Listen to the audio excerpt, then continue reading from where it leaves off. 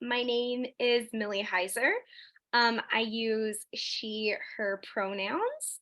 Um, and again, I just want to say thank you so much for inviting me to be in this space today and to talk about some things that I am really passionate about and love. My presentation is Disability in the Rhetoric and Writing Classroom, centering accessibility in our pedagogical praxis.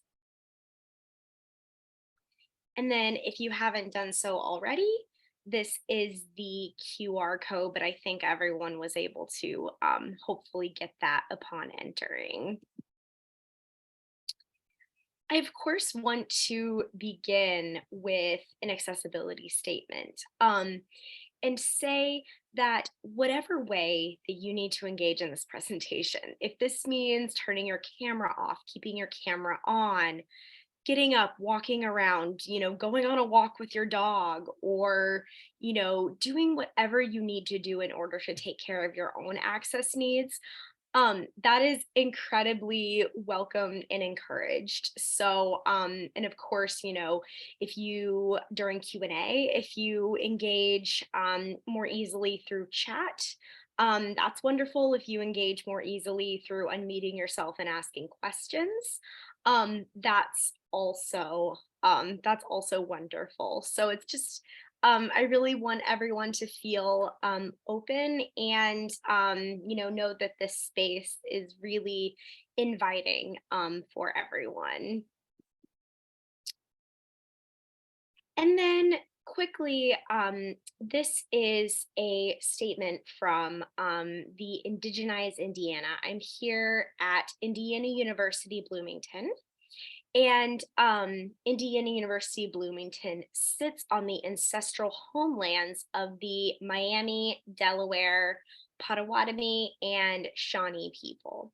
So again, I recognize and wish to acknowledge that this is the land in which I'm on right now at Indiana University is not our land. And if you have questions about any of this, the Indigenize Indiana movement, an organization, is really, really great and provides a lot of great resources, sort of talking about how a lot of these kind of colonization and different sort of aspects kind of fit together within this own space of IU. All right. So first of all, this is a picture of me with my emotional support animal, Baxter. He's actually turning 10 years old next week. He is amazing, and he's here with me right now, but I won't put him on the camera because he does not like being being picked up for the camera very often. Um, but I want to start sort of talking about my own positionality. So I identify as a multiply disabled graduate student.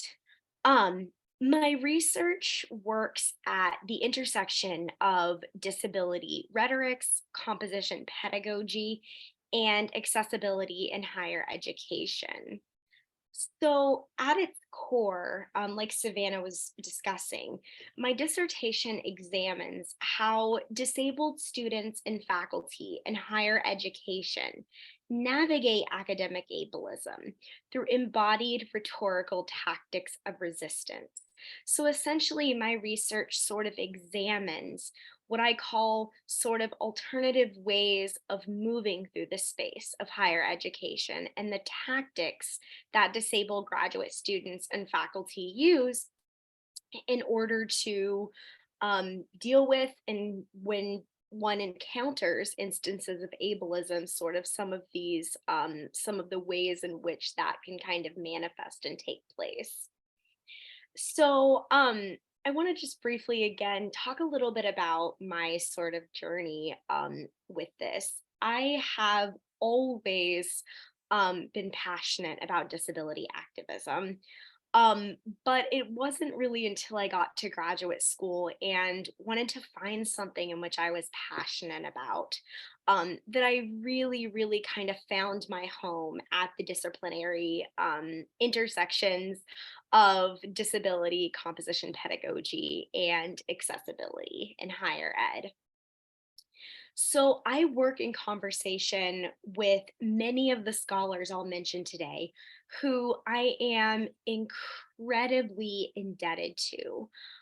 One of which is Christina Cedillo, who argues that, quote, we must strive for critical embodiment pedagogies or approaches that recognize and foreground bodily diversity so that students learn to compose for accessibility and inclusivity. I approach my composition and I also teach public speaking classes with a similar commitment to access in mind. I believe that all students have amazing resources and things in which they can bring into the classroom. And I want to enable students and encourage my students within the composition classroom to utilize their own resources and who they are, to compose in a way that is meaningful and accessible for them. So, one of the texts that has been incredibly influential to my sort of thinking about disability in the writing classroom. And I always sort of direct people here as kind of a starting point to really think about some of these ideas. So, this collection, which was published in 2007 and edited by Cynthia Lewiecki Wilson and Brenda Jo Brugman, it synthesizes key scholarship on accessible writing studies pedagogy. So this includes some people such as Jay Dolmage, Margaret Price, Amy Vidali, among others. This book, again, is an incredibly great starting point, and there's actually a newer version that's in kind of in the works of this original textbook or this original source book that's hopefully going to come out at some point in the next few years. And I'm really excited about that. But sort of the idea of this book as a whole, or this edited collection as a whole, is that a shared knowledge of disability theory helps to articulate the links and connections and encourage crosstalk among university spaces. So essentially, quote, the field of disability studies makes important contributions to the teaching of writing and rhetoric, to literacy studies, and to writing center work. This is a quote from the introduction of this book. And I think that really gets to the heart at sort of what we're talking about here today is that disability studies has so much that it can contribute and inform both the study of rhetoric and in our own sort of composition classrooms and writing center work, all of these things that I'm personally passionate about as both a composition instructor, researcher, and writing center tutor. These are all things that I really foreground in my own pedagogy and scholarship as a whole. So this is just a very cursory overview list of some key figures to start. This is by no means exhaustive. Like I said, I'm incredibly indebted to these amazing mentors and people I look up to so readily, and I constantly read their scholarship. But these are just a few scholars who have been really influential to my thinking. You can also see this list on my access notes as well. And I will talk about some of these scholars kind of throughout this presentation and sort of riddle their names at different points as I'm talking about how I approach access. So, of course, this topic, disability in the composition classroom and rhetoric, is an incredibly large topic. And so, especially since this is what I think about and research and do all day, it can definitely be hard to sort of narrow down. How do I give a 30-minute presentation on something that is the subject of my dissertation and ultimately going to be the subject of my future scholarly career? But I really sort of boiled this down into sort of three key themes that I have noticed in the literature from disability studies, Ret Comp, that kind of intersection. So, the first of which is that the university system was not built to include disabled body minds. So, of course, body mind sort of refers to this term within disability studies that kind of rejects the Cartesian mind body dualism that the mind and body are separate. It's a very disability studies term that kind of foregrounds what we call embodiment and holistic embodiment.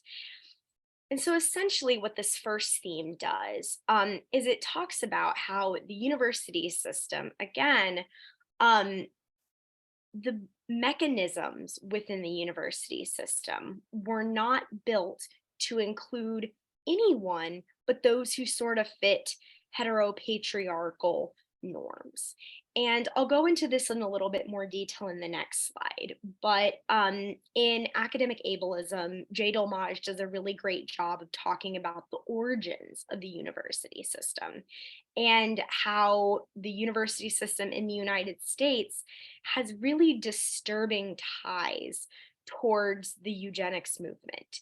And lots of this even comes down to the ways in which people with different disabilities were used as test subjects and things like that in different researchers' fields.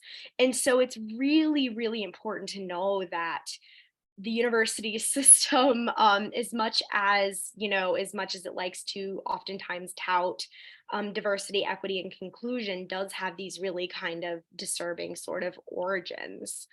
Um, the second sort of theme is that as teachers, we must prioritize access before students enter our classrooms. So essentially, this is kind of referring to this is a term that Stephanie Kirschbaum uses, as well as Jay Dolmage, among others. This deals with this idea of retrofitting. So essentially, retrofitting means prioritizing access after the fact. So we encounter an accessibility issue, and then we change our classrooms after the fact. So essentially, one of the key themes of this kind of interdisciplinary area within the field is that as teachers, we must prioritize access before students even enter our classrooms. And so it means foregrounding and putting access at the forefront of sort of what we do as teacher scholars.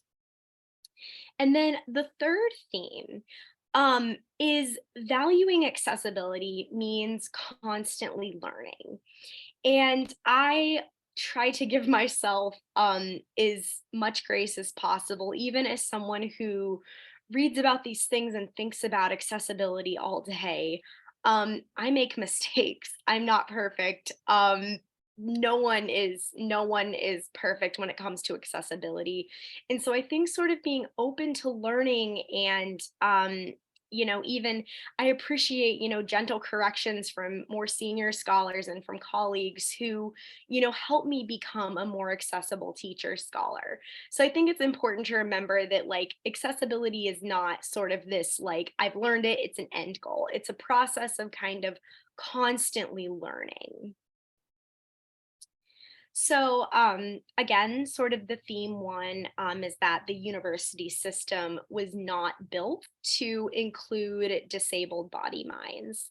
I also chose this picture. I think it has a really interesting aesthetic, sort of the white kind of hallways. It just kind of invokes images of of, clinical kind of environments and things that oftentimes we're not hospitable to disabled body minds. And so I really strategically chose this image that I think really kind of looks a bit ominous, and I think kind of represents this first theme. And again, not to make the presentation ominous, but to recognize where we've come and how far we need to go. So, two books that really have influenced my thinking with this first theme is Academic Ableism by Jay Dolmage and Margaret Price's Maddox School, Rhetorics of Mental Disability in Academic Life.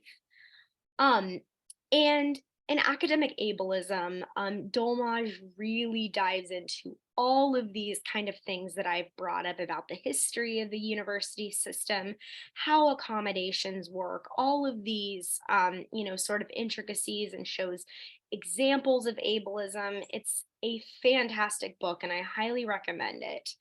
Um, as Dolmage writes in the introduction, the ethic of higher education still encourages students and teachers alike to accentuate ability, valorize perfection, and stigmatize anything that hints at intellectual or physical weakness. So this sort of makes me think of, some of the conventions within the academy, such as publish or perish. Um, or it's important to be to be productive and have scholarly output at this particular level, and not get behind on any part of your program or something like that. And so I think that recognizing again that the university system was not originally built for anything other than white cisgender males, and that of course that landscape is changing, but we need to remember where we've come from. And then Margaret Price in Mad at School, one of my favorite quotes. They write, or she writes, a sharp rhetorical divide exists between those who are allowed in and those who are not. And so my own dissertation really theorizes and looks to understand this divide rhetorically. So ultimately, I do plan to do more kind of qualitative analysis, kind of looking at academic ableism. But right now, my research is looking at sort of kind of rhetorical tactics, and sort of why this divide is rhetorically constructed.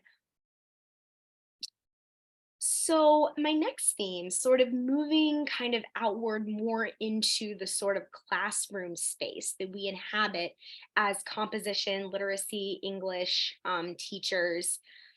Theme two, as scholars, we must prioritize access before students enter our classrooms. So, as scholars such as Dolmage and Stephanie Kirschbaum suggest, this means we need to prioritize access in planning our classes to avoid retrofitting, which is essentially prioritizing access needs after the fact. So, as Kirschbaum writes in the wonderful piece in Kairos, Multimodality in Motion, retrofitted corrections are, quote, always reactive, responding to situations that arise rather than seeking to anticipate potential concerns that the design or production of a multimodal, than with the design or production of a multimodal text or environment. And I think that this is a really important idea and an important thing to keep in mind. So I'll give you kind of a sort of concrete example. So one thing that I do within my own composition classroom is I allow students to, now I have to work within my own sort of confines of the university composition program, but I allow students to do alternative assignments, alternative writing assignments. For instance, I will allow them to submit a video essay as opposed to a traditional paper. Or if they feel uncomfortable with certain material, I give them alternative readings. So I'm really flexible in my own pedagogy. Um, and this is one way in which I build this into my classes and into my own syllabus, that if you there's openness. And so instead of kind of after the fact saying, oh, well, I see that students need multiple modalities and multiple ways of engaging with the content, I foreground this in the beginning. I also typically try to always include closed captions, image descriptions, all of these things ahead of time. And again, I mess up, I make mistakes, but it's something that I really try to do in my own classroom. And I think that's important if we're to be accessible, mindful kind of teachers. And then theme three, valuing accessibility means constantly learning. So, like I keep emphasizing, accessibility is not an end game. It's not something that we master and then we never have to learn or read about it again. I get little accessibility tips in my email inbox every single day. I'm constantly searching about different things that can be accessible. I'm learning different technologies and different accessible features of those technologies. And so it's really a kind of process of constantly learning. And that's what I tell my students, that's what I tell myself. And I think instead of thinking of it in sort of a punitive manner, think of it more as we're all just collectively trying to make higher education a space that's more accessible for a variety of body minds. So, of course, again, this kind of idea, accessibility is not static. We're always learning how to negotiate our own positionalities in relation to ableism. So, for example, even something as simple as metaphors. So, in Sammy Schalk's Metaphorically Speaking, Ableist Metaphors in Feminist Writing, um, she argues that feminist scholars should recognize that these negative metaphorical uses of disability voraciously impact, limit, and contradict the aims of their arguments. So, for example, an example of kind of this ableist metaphor might be something like blind peer review or blindly follow. Or if I were to say something as if, oh, um, this assignment is absolutely insane and crazy, and I, don't even understand it. Even those small uses of language can kind of contribute to a culture of ableism in the academy. And I do mess up too. Sometimes I mess up with, and I, use a metaphor that maybe could have had a better alternative. And that's something I take note for myself. Um, it also means constantly negotiating how we approach access to avoid what Tara Wood et al. Kind of call this checklist mentality. So there's an amazing article in composition. I believe it's this is an amazing article, and I believe it's Composition Studies. It's a great article that sort of talks about kind of how sometimes we can approach access as kind of this end game, this sort of, checklist. We did this, this, and this, and now we're accessible, and now we can forget about it. But instead, it really means that we recognize that access needs are constantly evolving, such as a more recent example is the pandemic. So, a couple of years ago, Zoom accessibility and closed captioning in Zoom and all of that wasn't really, on our minds as much. But since the pandemic kind of came into existence, it sort of brought about, as Bitzer might say from the 1968 essay, rhetorical a rhetorical situation, kind of an exigence. It brought about an exigence for needing to think and needing to think about new ways of access. So finally, this kind of idea of accessibility in praxis. So many of these suggestions that I'm giving are taken from first of all an amazing resource by Anne Marie Womack. It's called Accessible Syllabus, and it's just an accessible syllabus website. And essentially, it really kind of combines disability studies and kind of composition scholarship to really sort of talk about some practical ways in which we can implement accessible practices in our classroom. And again, I also sort of take a lot of these suggestions and things that I have um, from scholars that I admire, such as Ada Hubrig, Elizabeth Brewer, Amy Vidali, as well as the Anti-Ableist Composition Coalition or Collective has been amazing in sort of starting to bring these issues to our attention. So essentially, as Womack writes, accessibility is not necessary, accessibility is necessary for all learning.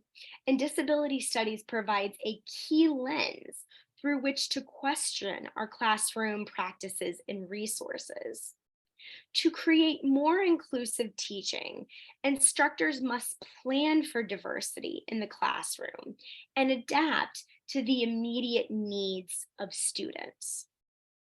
So I have implemented some of these kind of practices or praxis sort of in my own composition course. I created, this was the first course that I created from scratch, but it was called Disability, Invisibility, and Popular Culture. And it's a first year composition course that sort of focuses on the intersection of disability, popular culture, and sort of how disability is represented in the world around us. So one kind of accessible sort of thing is, I mentioned this before, but providing project options in multiple modalities. So allowing students to engage with the material in ways in which, because some learners might learn better through writing a traditional paper. Some learners might learn better by creating a detailed rubric that sort of deconstructs their own writing practices. So there's lots of different ways in which students can kind of learn and engage. And I'm always listening to my students and trying to make my classes accessible as possible. Another thing that I'm really huge on are flexible, non-punitive attendance policies. So, especially as a graduate student, it's sometimes, we can be encouraged to be very punitive when it comes to attendance. And of course, attendance in writing courses is really, really important, but it's important to not be punitive in the way in which we approach attendance. So one of the sort of ideas that I have had sort of grand scale moving forward is I think that classrooms should have AV technology, in-person classrooms that allow students who need to access via Zoom to access via Zoom. I also think this means having more online course options. Personally, online teaching is much more accessible for me with my own access needs. So having kind of flexible, non-punitive attendance policies can be really, really helpful to create sort of a sense of kind of community and show that our classrooms are accessible places. Another sort of kind of accessible practice is positive over punitive language. This is what the accessible syllabus calls it. So, for example, instead of saying, you must notify me 2 weeks in advance of an absence, say or use language like, you're encouraged to notify me at least 2 weeks in advance of an absence. So, again, our language really, really matters in how we construct our syllabi. And then finally, this is a bit out of order from my notes. I get really excited when talking about all of these options. Begin your syllabi with accessibility or inclusive learning statements to signal to students that you are committed to making your classroom an accessible space. Um, so these are just some places to start. There's so much more. This is I'm writing a whole dissertation about this stuff.